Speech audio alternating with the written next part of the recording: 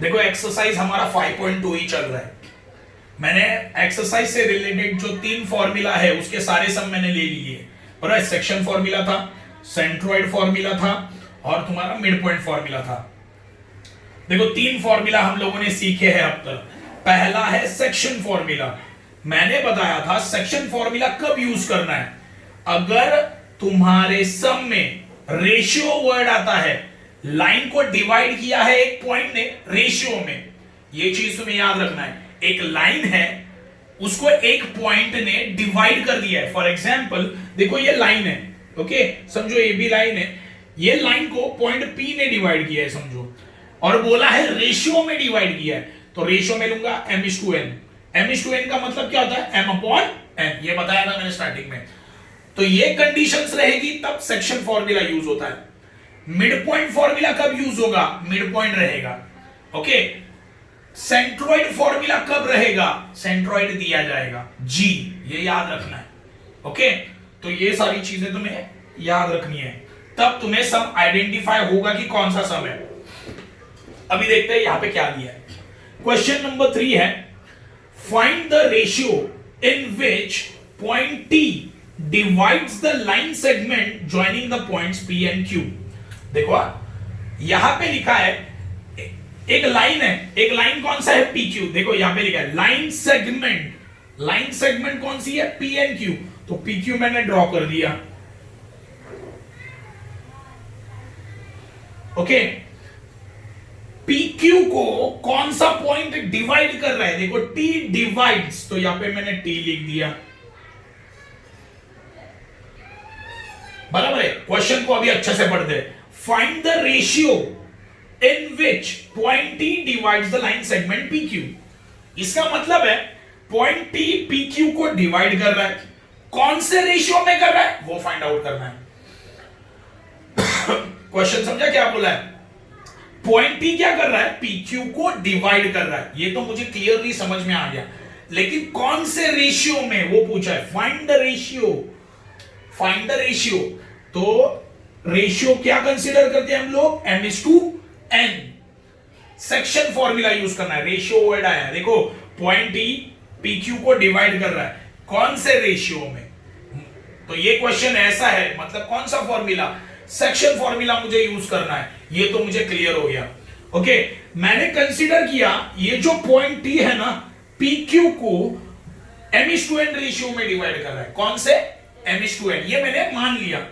चलो पॉइंट्स दिए हैं, पॉइंट्स के कोऑर्डिनेट्स दिए, वो मुझे लिखना पड़ेगा। क्या दिया है, P -3, 10।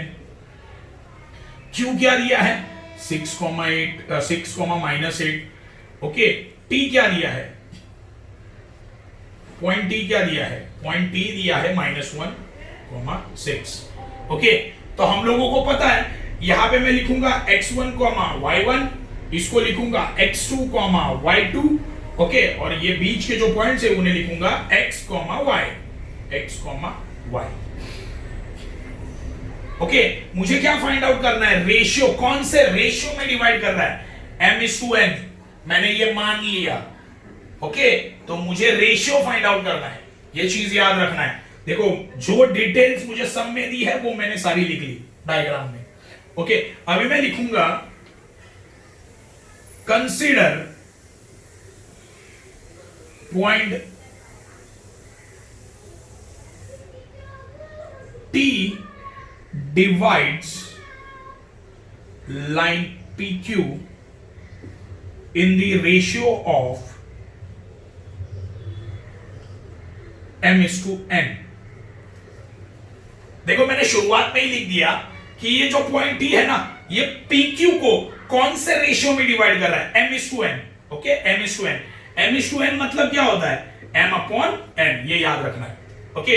तो मैंने स्टार्टिंग में कंसीडर कर लिया कि m/n में वो डिवाइड हो रहा है, ओके।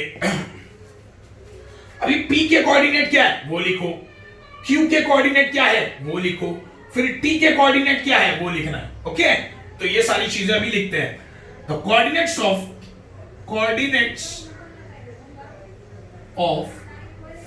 पॉइंट P क्या है, P के x1 क्या माना, x1 -3, एंड y1 क्या माना, 10, तो लिखा मैंने 10।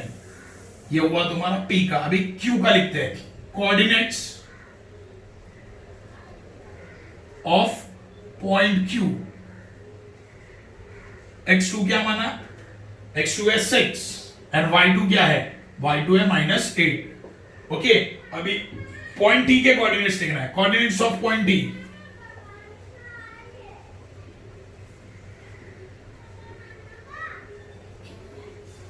x इज इक्वल टू कितना है, -1 and y is equal to कितना है, 6।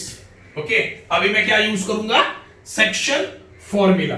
तो यहां पे लिखता हूं सेक्शन फॉर्मूला। फॉर्मूला क्या था, x is equal to mx2 plus mx1 divide by m plus n। देखो ये एक्सरसाइज स्टार्टिंग से देखो, सेक्शन फॉर्मूला मैंने पहले ही सिखाया है। x का फॉर्मूला ये है, y का फॉर्मूला भी मैंने बताया था, my2 plus my1 divide by m plus n। Okay, यहां पे m and n लिया है, क्यों, क्योंकि रेशियो में क्या है, mh2m मैंने लिया है, इसीलिए mn n आया nx1। ओके, तो अभी वैल्यू डाल देते हैं। देखो अभी वैल्यू हम लोग डाल देते हैं। x का वैल्यू क्या है, x का वैल्यू -1 है, लिखा -1। m का वैल्यू नहीं पता, तो लिखा मैंने m इनटू x2 क्या है, x2 कितना है, 6, तो लिखा मैंने 6 प्लस n नहीं पता मुझे, तो मैंने लिखा n इनटू x1 कितना है, -3। Okay, divide by m plus n। अभी ध्यान दो, अभी देखो ये m प्लस n यहां पे डिवाइड है, ये साइड शिफ्ट हुआ तो क्या होगा, मल्टीप्लाई होगा, तो -1 इनटू m प्लस n, ये याद रखना है। ओके, देखो ये डिवाइड है, ये साइड शिफ्ट हुआ तो multiply, m into 6m। Okay, बाद में -3 इंटू n। देखो मल्टीप्लाई में दोनों को साइन अलग है, n को साइन प्लस है, 3 को साइन माइनस है। मल्टीप्लाई में दोनों को साइन डिफरेंट है, आंसर नेगेटिव आएगा, है ना। 3 इंटू n 3n। ओके, यहां तक तो क्लियर हो गया। अभी देखो -1 into n -n, -1 into n -n। समझा, देखो -1 into n -n, -1 into n -n। समझा ये। ओके, आगे क्या लिखा है, 6m -3n। ओके, अभी आगे सॉल्व करते हैं।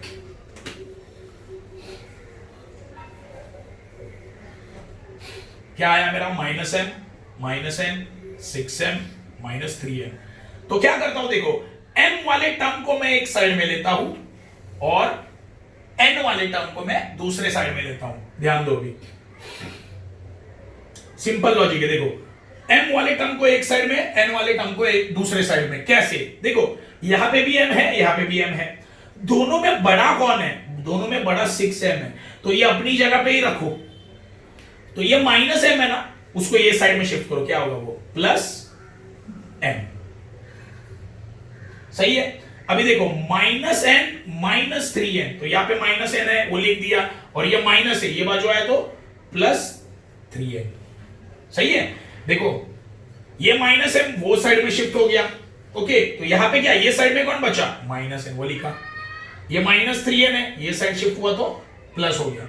अभी ये इसका कैलकुलेशन करते हैं। माइनस प्लस माइनस होता है, तो 3 में से 1 गया, यहां पे कुछ भी नहीं है, देखो यहां पे खाली n लिखा है, n मतलब कितना, 1n। तो 3 में से 1 गया, कितना बचा, 2n। लेकिन दोनों में से बड़ा नंबर कौन है, 3 है, उसका साइन क्या है, प्लस, तो इसको प्लस आएगा। ओके, साइन लिखा नहीं तो भी चलता है। ओके, अभी देखो 6m प्लस m 7m है ना, 6m में एक m ऐड कर दो, 7m आ जाएगा। मुझे रेशियो क्या चाहिए, m अपॉन n ना, तो m न्यूमरेटर में चाहिए, n डिनोमिनेटर में चाहिए। सही है। देखो ना, मुझे ये रेशियो चाहिए m अपॉन n, तो मुझे क्या करना पड़ेगा, n यहां पे मल्टीप्लाइड है, ये साइड गया तो डिवाइड, तो 7n, यहां पे बचा ओनली 2 और यहां पे आया n। Okay,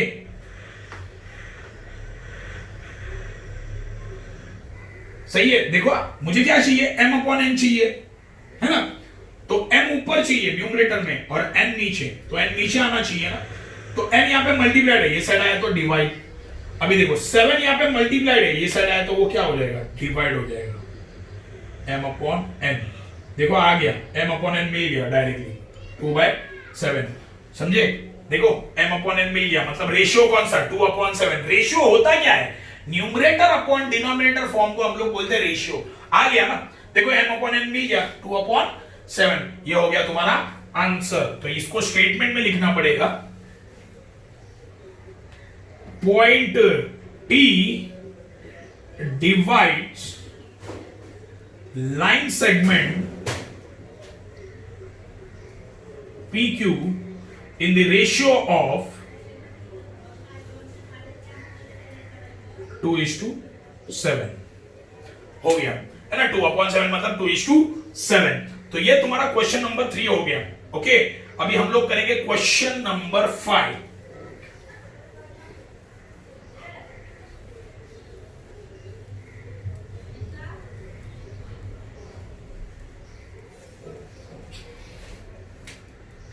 question number 5, okay, क्या लिखा है देखते हैं। Find the ratio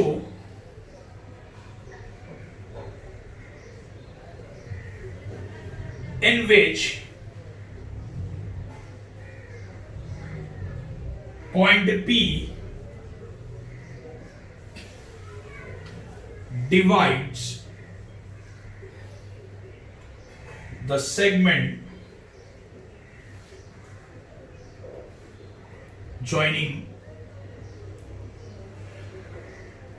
A 8,9 and B 1,2, and also find K। देखो ये अभी जो सम किया ना वैसे ही है, लेकिन इसमें और एक चीज फाइंड करनी है, K को भी फाइंड करना है। देखो सम को अच्छे से पढ़ोगे तो समझ में आ जाएगा। फाइंड द रेशियो, देखो रेशियो को फाइंड करना है, तो मुझे पता है रेशियो फाइंड करना है, मतलब कौन सा फॉर्मूला, सेक्शन फॉर्मूला, ये याद रखना है। ओके, कौन सा पॉइंट, देखो P पॉइंट P डिवाइड है ना, पॉइंट P किसको डिवाइड कर रहा है, ए बी लाइन को। देखो यहां पे पढ़ के अच्छे से समझ में आ जाएगा। ए बी लाइन को कौन डिवाइड कर रहा है, पॉइंट P डिवाइड कर रहा है ना। P डिवाइड्स सेगमेंट AB, है ना। P किसको डिवाइड कर रहा है, AB लाइन को डिवाइड कर रहा है। तो ये मैंने लिख दिया 8,9, B क्या है 1,2, ओके, P क्या है K,7। तो अपना जो रेगुलर फंड है वो लिख दो, ये हुआ x1, ये हुआ y1, ये हुआ x2, ये हुआ y2, ये हुआ xn y। डायग्राम कंप्लीट हो गया। तो फाइंड क्या क्या करना है, देखो फाइंड रेशियो फाइंड करना है, पहले तो रेशियो को फाइंड करना है और k का भी वैल्यू फाइंड करना है। देखो यहाँ पे k है, तो k कितना है ये मुझे फाइंड आउट करना है। पहले रेशियो को भी फाइंड करना है, तो रेशियो में मानता हूं m/n, समझे। तो मैं लिखूंगा कंसीडर, सेम लिखूंगा, consider point P divides line segment in the ratio of m/n। चलो रेशियो तो मैंने कंसीडर कर लिया, m/n में वो डिवाइड कर रहा है। तो अभी क्या करूंगा, एक ए के पॉइंट्स लिखूंगा, बी के पॉइंट्स लिखूंगा एंड पी के पॉइंट्स लिखूंगा, समझे। सेम पैटर्न सेम रखा है, देखो ए के पॉइंट्स लिखो, बी के पॉइंट्स लिखो, पी के पॉइंट्स लिखो। उसके बाद क्या यूज करो, सेक्शन फॉर्मूला। तो यहां पे मैं लिखता हूं कोऑर्डिनेट्स ऑफ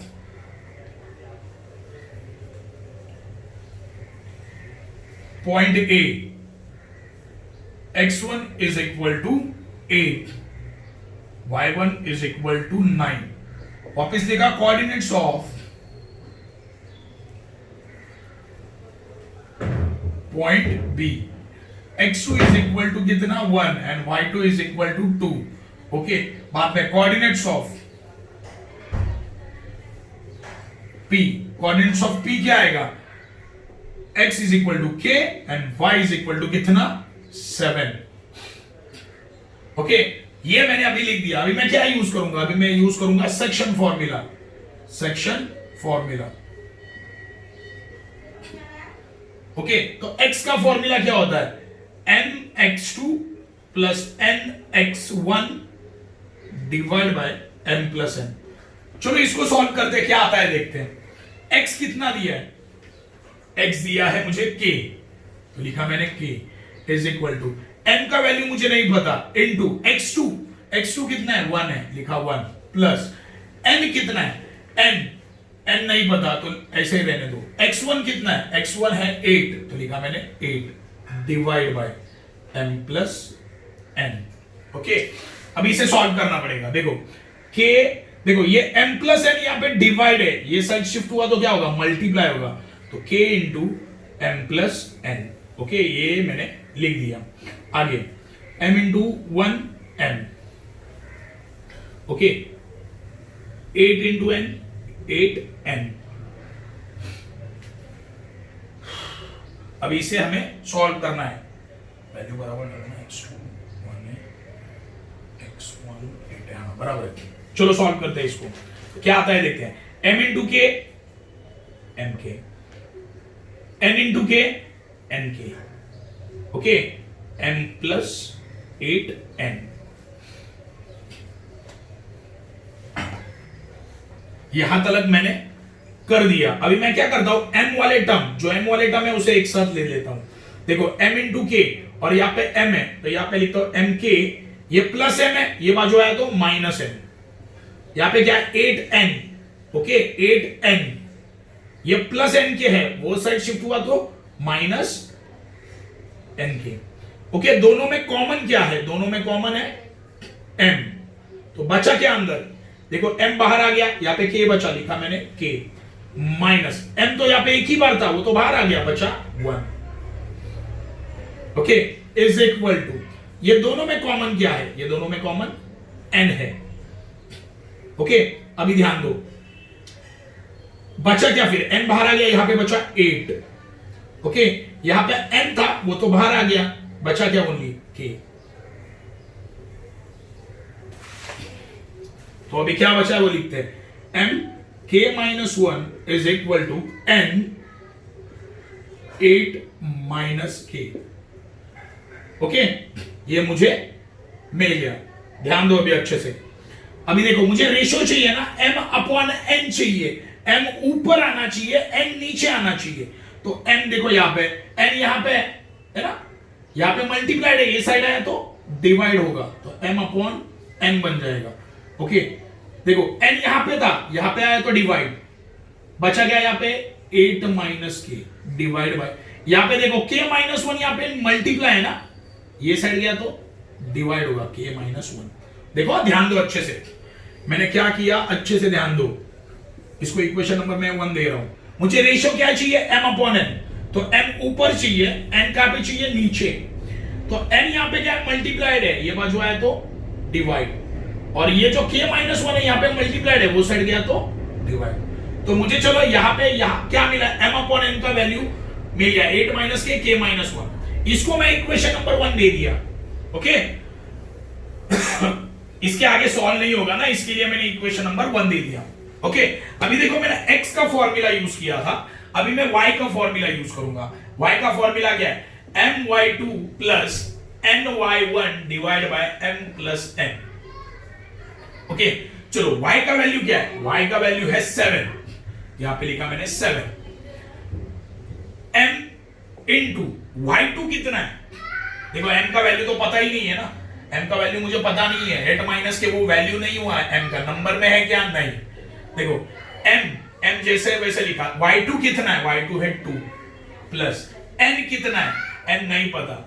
ओके, y1 कितना है, y1 9, तो लिखा मैंने 9 divide by m plus n।